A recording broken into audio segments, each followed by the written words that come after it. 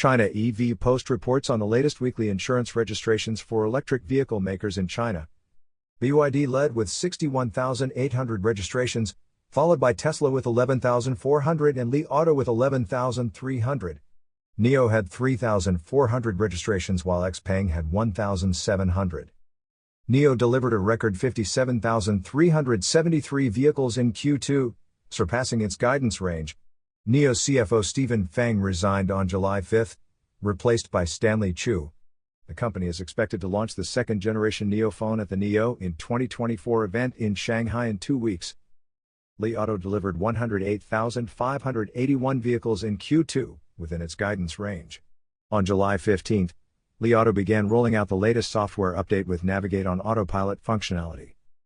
Xpeng delivered 30,207 vehicles in Q2. The Xpeng P7 Plus is expected to go on sale in Q4 2024. Tesla sold 59,261 vehicles in China in June, up 7.33% from May. The wait time for the Model 3 in China increased to 2 to 4 weeks on July 11.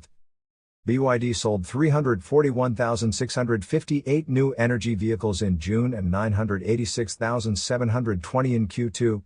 The company aims for global deliveries to reach 6 million units by 2026. Zeekr delivered a record 20,106 vehicles in June and plans to launch the Zeekr 7. You are listening to Yuan News.